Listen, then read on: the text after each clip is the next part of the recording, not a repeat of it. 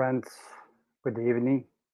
How are you guys? Let me just check here if our sound is working. Yes, it is. So nice to have you all here, guys, tonight.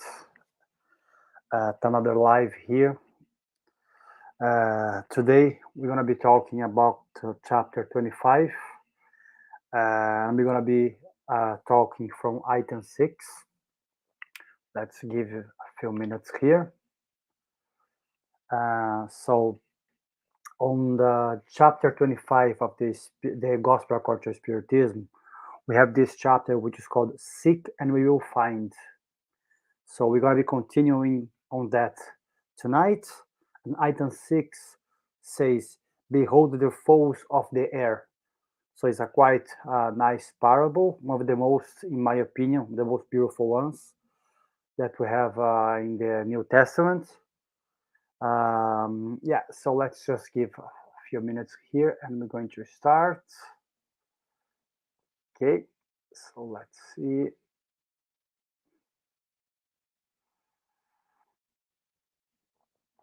Okay,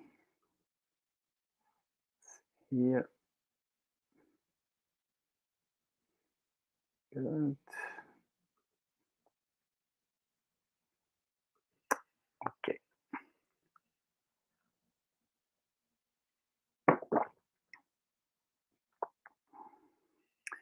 Okay, guys, so we're going to start doing our initial prayer as usual. So for those of you comfortable, I'd like to invite you to close your eyes, to take a deep breath. Let's be thankful for everything that we have, our lives, our experiences, our troubles, our glories, our friends, and also those who don't like us. Let's be thankful for our health and also for any kind of problems we may have. Because in this life, everything which is given to us is given by God, a loving Father, who would not give to his children any less good, because his heart is full of love.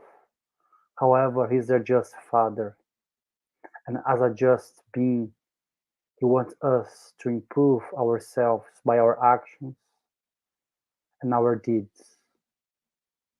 But he's also very patient when with his infinite love and patience, he'll be waiting for us, at the same time supporting us throughout the journey. Even in the times that we find ourselves alone, he is there with us. Let's not forget this. Thank God, and so be it. Okay, guys. So in this item 6, we're not gonna read the entire parable, but we're gonna get a few parts. And here, this parable we can find in Matthew 6, 19, 21, 25, and 34. Jesus says, do not accumulate treasures for yourselves on earth, where worms and rust destroy it, and where thieves break and steal. But accumulate treasures for yourselves in heaven, where neither moth or rust can destroy, and where thieves do not break and steal. For where your treasure is, there your heart will be also. Here in this part, we have this wonderful passage where Jesus is trying to say to us basically that here, once we are on earth incarnated, we should not give more importance to the material things, to our spiritual beliefs, deeds, and our spiritual um, treasures. At the same time, we understand that once we are here on Earth, we're gonna need everything that we have surrounding us. Nowadays, we would need a computer, a mobile. In some places, we would need a car, a motorbike, whatever. We need a house, we need a shelter. At the time of Jesus, the necessities were a bit different. There were no technology per se, if you compare to the times that we have nowadays. The necessity was much simpler. But even though at that time he was trying to say to the apostles and everyone else, do not only think about these treasures, about this gold and silver, about the silk and the type of clothes that you are wearing, or even about the food that you are about to eat.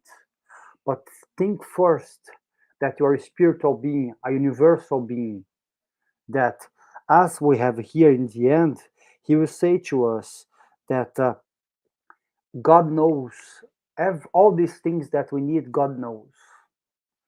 And sometimes we think, if God knows that I need this, why he does not give that to me? If God knows that I'm about to suffer this, why hasn't he stopped it? And we have to understand that even if God knows everything, we have the free will to act on our life.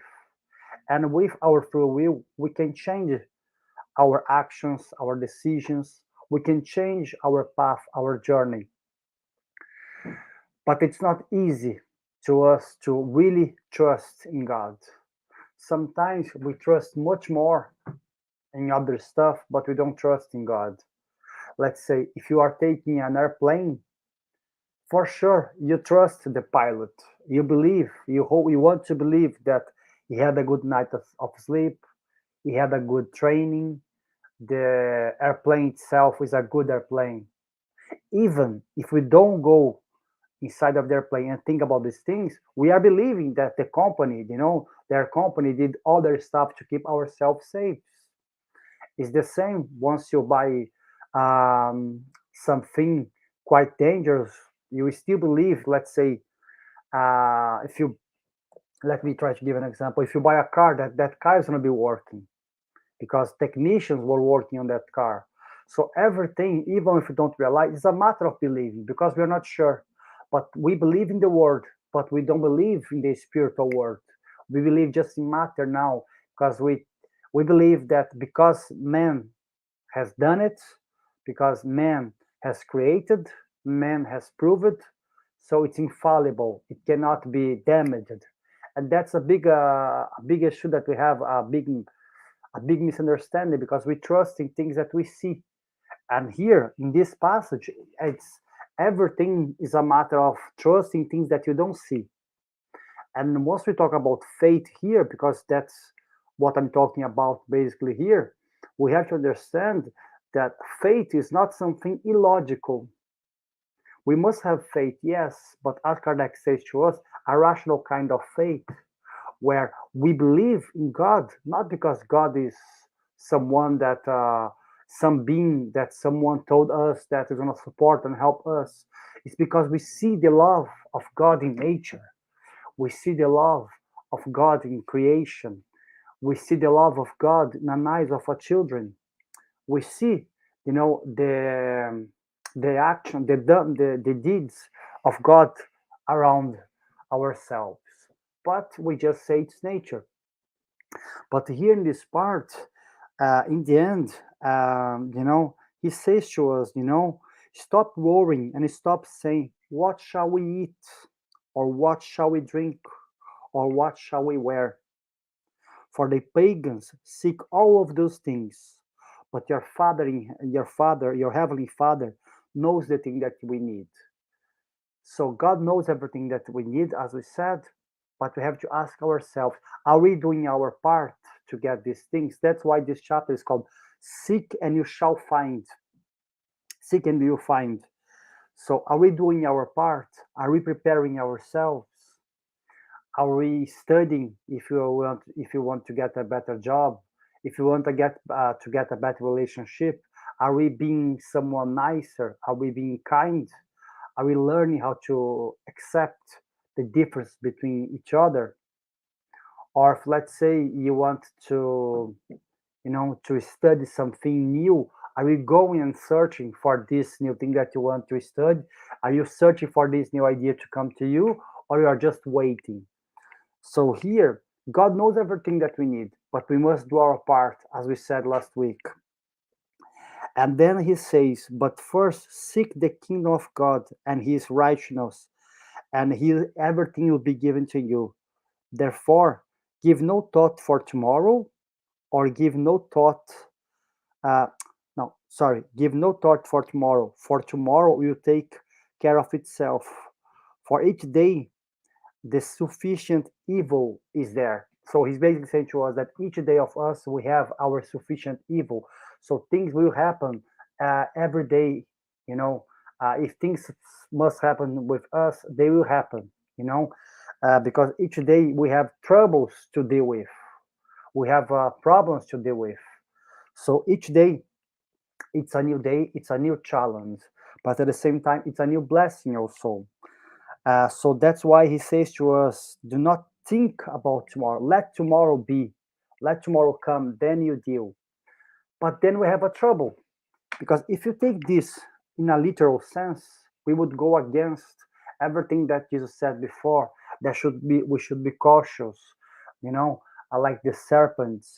We should be aware of the trouble surrounding us. We should be we should be careful with those that we are exchanging energy, or where we are, because of the energy, as we know in Spiritism, we have all this. Spiritism helps us to understand that our thought is a very powerful tool. So our share of the universe is given once we are spreading a thought, a word. So Spiritism brings to us this sense that we live in a world that everything is connected. Okay, so that's why if we just take this word of Jesus as a literal meaning, that will be a denial of the law of work. That's something that he spoke before. That would be a denial of the law of progress, something that the Spirit's book explains to us quite well. But Jesus also in the Bible always talks about progress, about the things that must be improved, and we must do our part, as we said. So everything, if you take everything literal, if we are just like the foes in the air, the birds in the air, waiting for the food to come to us, we would be lazy. And that's not what God wants from us. But this parable, if you take the word, the good word of it, we would see that what Jesus is trying to say to us is this: be in the word, live in the word, but do not belong to it. Do not allow yourself to be slave by matter. Do not allow yourself to be slave by technology or money or power or success. You have to understand all these things are given to us just for a moment in life. It's a momentary thing which is being borrowed to us. So this does not belong to us. We are giving this for a while, but then we pass the way, and then later on, as we have in the parable of Jesus, of the workers, we're gonna be asking ourselves, what have you done with your talent? What have you done of your work? Have you produced something good? Have you have you become someone better with the teachings that you heard from Spiritism, or you just heard here from here and allow it to live from there?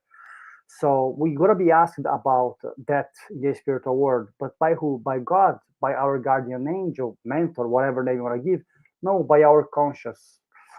So that's why we should not understand that here is Jesus is asking us to be lazy, but he's asking us live in this world, but not give all the importance to the world. So live here, stay here, but be careful, because if you give all your energy to matter, to money, to success, you will have no left to give to the spiritual life. That's why he says here, for where your treasure is, there will be your heart also. So what is our treasure? It's everything that I give.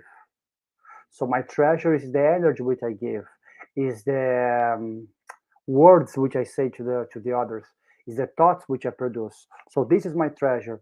So if I'm only giving my treasure away for things who are not fruitful and good to me, I'm gonna be losing my my time. I'm gonna be, hurting myself and the others around me. That's why he says, because where your heart, for where your treasure is, there your heart will be also. So where your energy is what is where you keep what is good for you. So, and if what's good for you is just this world, the material world, then you may be in trouble. That's why the spirits, they give to us the chance to reincarnate, to feel things and to experience things by ourselves. Because we must determine to ourselves, we must say to ourselves, okay, I can do this or I cannot do that. God does not say that to us. We have this idea that we have in the Bible or in the books, the spiritual books of all traditions, that God says to us, you should not do this. No, in fact, God does not say that to us. We gotta learn what we have to do and what we cannot do, you know, because if we were there just allowing time to pass and not doing our part and just waiting for things to come to us, probably wouldn't be here using a computer or a mobile phone, would be in our primitive state. We would be there far away like we were in the caves, I don't know how many years ago. But that's why God created man without clothes, without shelter, but God gave the intelligence to mankind. Okay, when I mean man, I'm talking about mankind, not a gender, man and woman. Okay, guys, just to clarify. So God did not give to man shelter or clothes or a new iPhone X13, whatever, He gave to us the intelligence to produce goods to us, the intelligence to produce medicine, to help ourselves once we are sick. It gives to us intelligence to produce gadgets where we can read, the intelligence to produce a book, you know. So God gave to us intelligence. So we have to use our intelligence in the best way possible. But because of man has this massive um, thirst for power, for treasures, for their ego and their pride to be full, we don't give the importance to what we must be giving importance, and we only care about ourselves. That's why we have to understand that this parable is just an allegory where Jesus is trying to say to us, you know, appreciate what is really true, appreciate what is really worth in life, because sometimes we only give importance to things that will vanish, sorry, with time, but we will not appreciate life in full if we don't appreciate friends, family, if you don't want to appreciate the small moments that we have in life, if you only think, as it says here, about our treasures, you know. And here it's an important part that even though God gave to us the intelligence to work and to improve ourselves, if all mankind were nice with each other and we weren't selfish, we would produce every kind of food. We would produce everything um, which is necessary to all mankind to don't have any necessities. But why do we live in a world like we are living today? Because I produce something, and instead of trying to sell for the correct price for someone, I'm trying to sell 20 times more. I'm trying to sell 20 times over the price because I just want to make profit. And doing this, I'm leaving the others who have no chance to buy with no food even or even water. We see that with COVID. If you take nowadays the situation of COVID, we here in Europe, in countries, even countries like Brazil, where we know it's quite difficult, but if you compare to other countries, Brazil is in a really good position. If you compare to more poor countries in Africa, for example, or in other places such as Haiti or Haiti, I don't know how to pronounce it properly, in the middle, in the Central America, these countries, many of the population, they still haven't got even the first dosage of their COVID vaccine. While back here in Europe, in Brazil, in America, we are getting the even three, even going to the fourth, depending on the case. So we just want things for ourselves, and that's where here he tries to warning us, be careful. And as it says here in the last part of this item 6, he says to us, do not accumulate treasures on earth because they are perishable, but accumulate them in heaven where they are eternal. So, in other words, do not give material possessions more importance to the spiritual ones, and know how to sacrifice the first ones for the second. You see how beautiful it is? Because who I remember when I hear this here, learn how to sacrifice the first ones over the second. For the second. We think about Francis of Assisi. You know, a man for his time, he was born in a rich family, not rich, but a quite wealthy family in Umbria, Italy, north of Italy. You know, but he decided to leave everything behind and trying to help the others. You know, of course, maybe Francis went a bit over extreme if we to compare to ourselves nowadays, but Francis could go extremely because his spirit was more prepared. It's not like us where we have to give baby steps. So instead of saving the world, what we do, if we be nice with someone right beside us, we are doing good already. And we have to keep going these baby steps. So today I help one, tomorrow I help two, and then I help three, and we keep going like this. But it's so nice because he says to us, know to sacrifice the first ones. So we should learn how to sacrifice the material world over the spiritual world.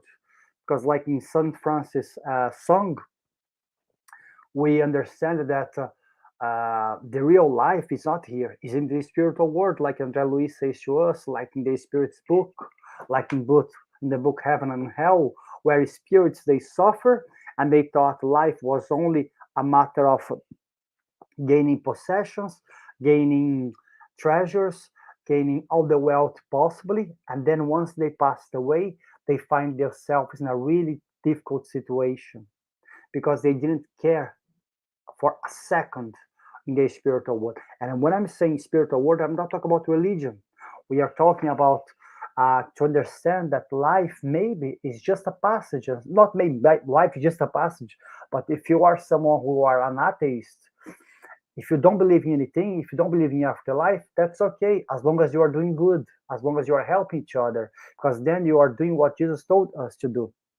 So it's not what you believe what makes you to become a good spirit, a spirit more prepared, but it's what will you do, not what you say, not the lives that you do on Tuesdays, but your actions, you know? So I'm here. It says to us that charity and fraternity are not a decreed under law. So charity and fraternity are not decreed under law. If one or the other is not in the heart, then selfishness will rule. Consequently, it is the task of Spiritism to see that both penetrate in the heart of man. So this last part here is quite nice because it says to us that charity and fraternity is not a law that men can impose to each other or that even God could impose to us because he gave to us free will. So then you can practice it or not. But if, in the other hand, we don't practice charity and fraternity, selfishness will rule the world and our heart. So we have to make a decision. We have to take a part in this time that we are now. We cannot be absent. We cannot just say, say like this, I'm gonna be stay here under the fence and see how things they're gonna go, and then I will choose my direction. No, you have to fight. Instead of allowing the sea to bring you to any place, you should go and try to swim to the direction that you want. But at the same time, as he says here, because spirit, the task of spiritism is to penetrate in the heart of man. So is the task of spiritism to create more spiritists, or the task of spiritism to make people to believe more in the works of Allan Kardec and reincarnation in the life after death? Not really, not exactly. But the task of Spiritism is to help the others to understand that once we start to do things for ourselves and the others, once we start to exercise charity over our desires and fraternity, because once we become more fraternal, we think more about, okay, I have one glass of water, so my neighbor must have one glass of water also. And someone who I don't know deserves a glass of water also. That's fraternity. Or even someone who I don't like or I don't agree, that person deserves a glass of water also. So if you don't do this, the world will become a very selfish world. And we know what's going to happen if the world is selfish. Because once we have someone around us who is selfish, we complain. Imagine if the entire world was a completely selfish place. We wouldn't enjoy, wouldn't like. And people, they would fight much more than what they are doing right now. Okay, let me go here. It's nice to have Lou here. Hi, Lou, good evening. Patrocínio also. Nice to have you guys here. And here, guys, we're gonna go to item 9, where it's called provide not gold in your purse. You know, and here on item 9, we find this on Matthew 10:9-15, where it says, provide neither gold nor silver, nor brass in your purses. Do not take a bag of your journey, nor 2 coats, neither shoes, nor yet staves, for the workman is worth its keep, if his keep. So even in Portuguese or in English, it's a quite a difficult parable to understand properly. At least I find myself, you know. But what we have to understand here, um, let's keep reading and we explain. And then he keeps going on item 10. And in whatever city or town you go to, inquire where as where who is worth to put you up to. So where can you find good people, basically, you know, in each city that you go. Then you stay there till you leave. And when you enter into a house, give your greetings. And if the house is worth, let your peace be upon you. But if it's not, then let your peace return to you. So he says here, so once you go to every city, go and find a place, you know, find a group of people. And once you are there, you may say to them, let the peace be with you, be upon you, you know. But if they refuse to accept your peace, may this peace, these good energies, these good thoughts return to you, because your goodwill is to help someone. Okay, but if that person does not want your help, okay, stay back at that. If your action is truly with goodwill and good intentions, because as Kardec explains to us in the Spirit's book, the intention of the heart is everything for the spirits. So you may say, "Ah, my intention was good," but if inside your heart your intention wasn't good, then you can be lying to the others, but your heart knows what you are saying.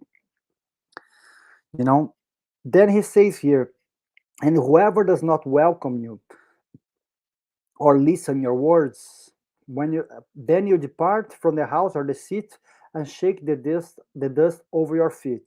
And truly I say to you, there will be more bearable for the land of Sodom and Gomorrah in the day of judgment than for that city. So again, that's a very complex parable, because Jesus is talking about a time that perhaps if he was here today, he wouldn't say to us, you know, once you have to go to a journey, once you have to go and try to talk to people, to those who wants to listen and to hear about Spiritism. Let's say if I have to do a journey to go to another country to, you know, to do a Spiritism speech, just go and bring yourself. And we know that we have to bring our clothes and our stuff. We have to bring our shoes, our jackets, especially if you come from Brazil to Europe, for example, where it's cold. What Jesus is trying to say here to us is not that we shouldn't bring stuff with us. Again, it goes back to the other part that we were talking, that we shouldn't be carrying what's not really worth, with our what is what we should not be carrying things with us that are not good with us, that are not good for us, bad thoughts, bad vibrations.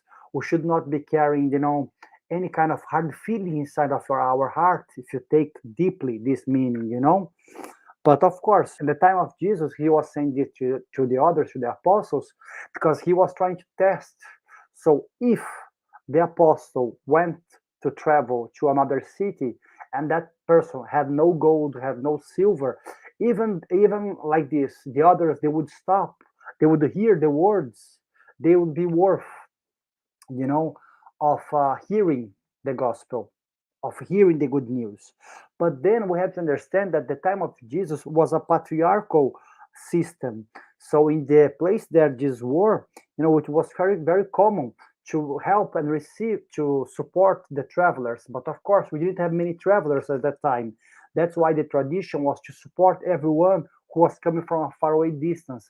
But if we translate that to our days, and if we translate that to our daily life, perhaps we could say that once you are on the streets, and if you see someone who perhaps, is getting sick on the road, if you just stop passing by and you don't care, and you know inside your heart, inside yourself, that you could have tried to, at least to say to the person, hey, are you okay?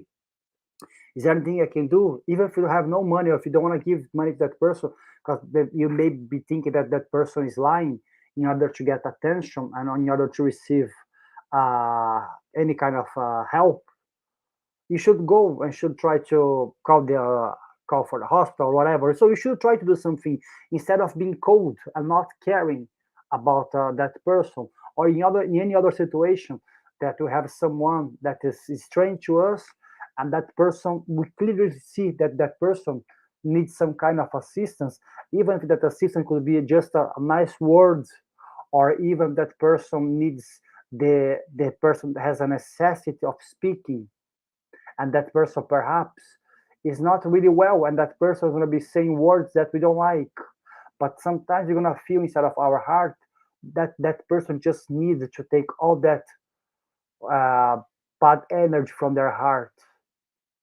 So sometimes if we stop and just hear that person, we are doing a wonderful work of charity. We are being nice to that person. And here, Jesus is trying to say to us also that every place that we go, if the person does not want to receive if the person does not want to basically believe in what we believe, that we should just say, okay, thank you very much, have a good day, and keep going. Because we're going to find those ones who wants to hear, let's say about spiritism, for example. Let's say if we do a live here and that person does not like what we are saying here, that person is allowed to go. There is no problem. Spiritism should not force anyone to believe in what we believe. We should not force. But at the same time, Jesus said, you know, that just shake this dust of your sons and go away. So no hard feelings, just go away. That person does not agree with you, that's okay. You can try to go and talk to that person. Hey, do you see what have you done? Do you see what did you are you aware of what you said? And that person is still not agreeing with you. Maybe it's time for you to move on. Maybe it's time for you to go. Shake the dust off your feet and go. And perhaps, like in the beautiful message of André Luiz, that he says that everything shall pass. There will be times that the world will not comprehend what we have to say. Even friends, they might leave us, maybe because of a misunderstanding. But there are times that we have to allow things to end up and keep going, shake the dust off our feet and go somewhere else, because perhaps we're going to find new friends. We're going to find a new place where we can talk about what we believe, you know? So that's why we have to understand that sometimes it's natural for us to go and say to the world what we think, say to the others what we believe.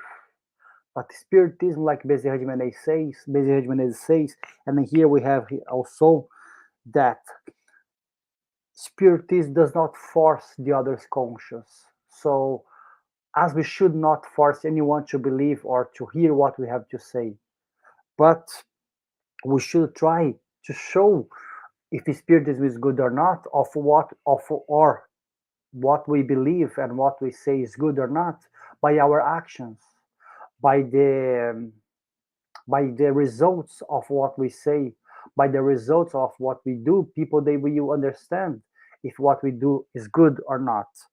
That's why here it says, today Spiritism says the same thing to its followers. Do not violate any conscience. Do not force anyone to live his love or to live his faith or his love to adopt yours. Do not excommunicate those who do not think like you, and welcome all of those to join you, and live in peace all of those who are repelled by your ideas, who do not agree with your ideas. Remind yourselves of the words of Christ. In other words, in other times, the heavens were taken over by violence, but today they are taken over by mildness. So before, we used to use violence in order to conquer the others, in order to impose what we believe.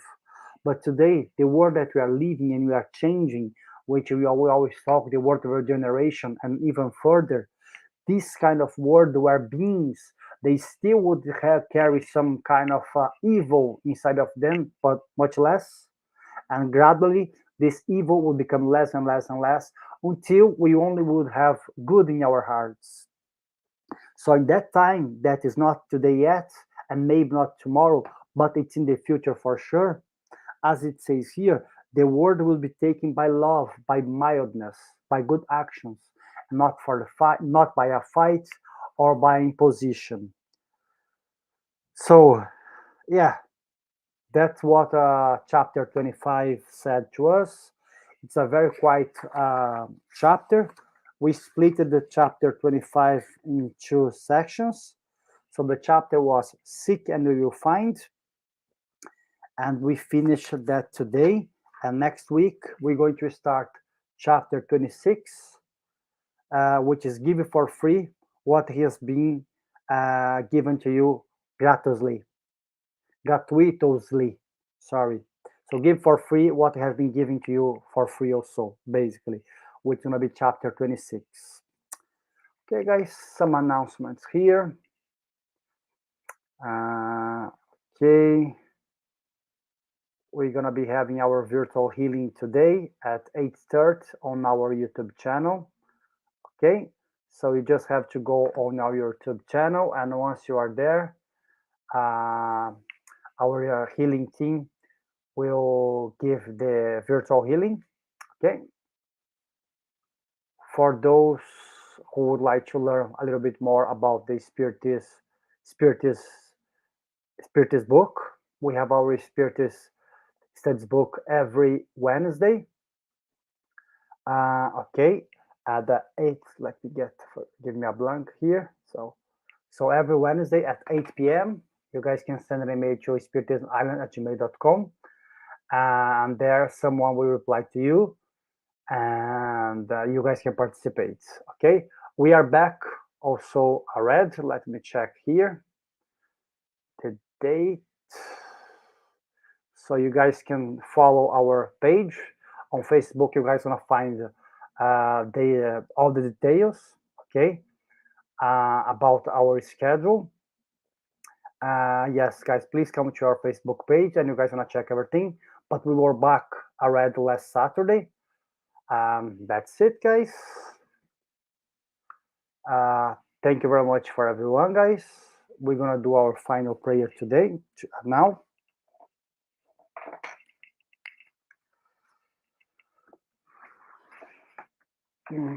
So, for those who would like to close your eyes. I would invite you to close your eyes, take a deep breath.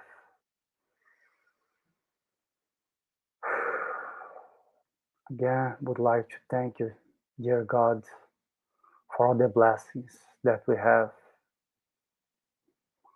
all the opportunities that we have had in our lives. Also, I would like to thank tonight all the friends from the spiritual side of Ireland for this time that I was here. Thanks for the opportunity to be talking about Spiritism, about the Gospel of Jesus, and thanks for all the friends that I met on this journey, and all the teachings and the lessons that I was able to at least to grasp inside of my heart. Thank you guys. Thank you guys. Good night.